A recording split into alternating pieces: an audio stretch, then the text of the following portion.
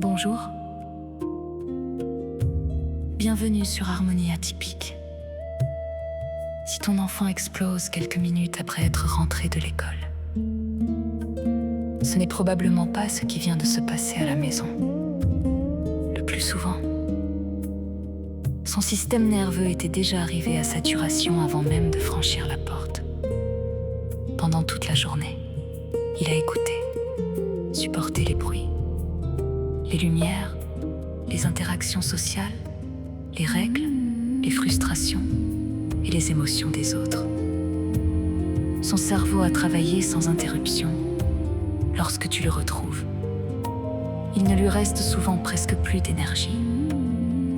Aujourd'hui, je vais partager avec toi les 5 erreurs les plus fréquentes que font les parents sans le vouloir. Et surtout, les remplacer par 5 attitudes qui permettent réellement d'apaiser le système nerveux de ton enfant. Commençons ensemble. Erreur numéro 1. Poser trop de questions dès le retour. Ton enfant ouvre la porte et très souvent, les questions arrivent immédiatement. Comment s'est passée ta journée? Tu as bien mangé? Tu as fait quoi? Pourquoi tu fais cette tête? Même si ces questions partent d'une bonne intention, le cerveau de ton enfant est encore en mode survie. Il n'a pas encore retrouvé suffisamment de disponibilité pour raconter sa journée. Chaque nouvelle question lui demande un effort supplémentaire. À la place, accueille-le dans le silence. Un sourire, un regard bienveillant, un simple « Je suis heureux de te retrouver ». Puis laisse son système nerveux redescendre naturellement pendant quelques minutes. Erreur numéro 2. Donner immédiatement des consignes, à peine arrivé. Beaucoup d'enfants entendent immédiatement. Va ranger ton cartable, lave-toi les mains, fais tes devoirs, va prendre ta douche. Pour un cerveau déjà saturé, chaque nouvelle consigne est vécue comme une charge supplémentaire. Le risque est alors de provoquer une opposition ou une crise. À la place, offre une courte période de récupération. Quelques minutes de calme, une boisson, un câlin si ton enfant le souhaite, ou simplement quelques instants de silence. Lorsque son système nerveux sera plus apaisé, il sera beaucoup plus disponible pour coopérer. Minimiser ce qu'il ressent. Face à une réaction émotionnelle, il est tentant de dire « ce n'est rien, arrête de pleurer, tu exagères, calme-toi ». Pourtant, ce que vit ton enfant est bien réel. Même si cela te paraît disproportionné, son cerveau ne fait pas semblant. Il est réellement en surcharge. À la place, valide son émotion. Tu peux dire « Je vois que c'était une journée difficile. Je comprends que tu sois fatigué. Je suis avec toi. » Ces quelques mots permettent au cerveau de retrouver progressivement un sentiment de sécurité. Réagir avec ton propre stress. Lorsque ton enfant explose, ton propre système nerveux peut lui aussi s'activer. Tu élèves la voix, tu te tends, tu l'accélères, et sans t'en rendre compte, 2 systèmes nerveux stressés se répondent. La crise devient alors plus intense. À la place, prends une respiration lente, relâche tes épaules, parle plus doucement.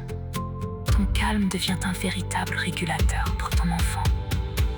Le cerveau des enfants est particulièrement sensible à l'état émotionnel des adultes qui les entourent. Ton apaisement est contagieux.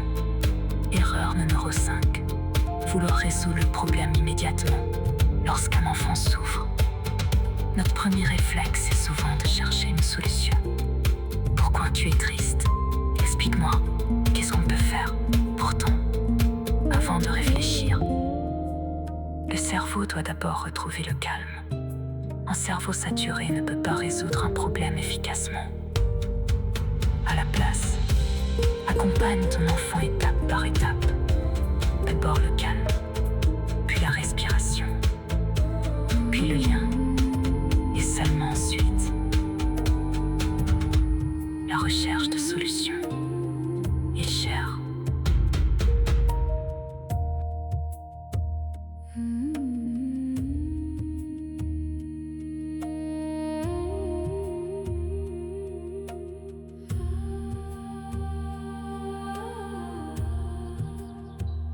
Le message le plus important. Rappelle-toi toujours. Ton enfant ne cherche pas à te compliquer la vie. Il cherche simplement à retrouver un état de sécurité intérieure. Chaque geste calme, chaque regard bienveillant, chaque minute de silence partagé aide son cerveau à récupérer. L'objectif n'est pas d'avoir un enfant parfait. L'objectif est de construire un cerveau qui se sent compris. Car un enfant qui se sent en sécurité apprend naturellement à s'autoréguler. Conclusion. Si cette vidéo t'a aidé, je t'invite à télécharger gratuitement le kit d'urgence Retour au calme en 10 minutes. Tu y trouveras des outils simples, des exercices concrets et la méditation complète, le lac aux oiseaux, pour accompagner ton enfant après l'école. Et si tu souhaites aller encore plus loin, découvre les programmes d'accompagnement harmonie atypique. Nous y associons les neurosciences, la sophrologie, l'EFT, la relaxation, la sonothérapie et des outils concrets pour aider les enfants hypersensibles à retrouver un équilibre durable. Merci de prendre soin du système nerveux de ton enfant et également du tien. À très bientôt sur Harmonie.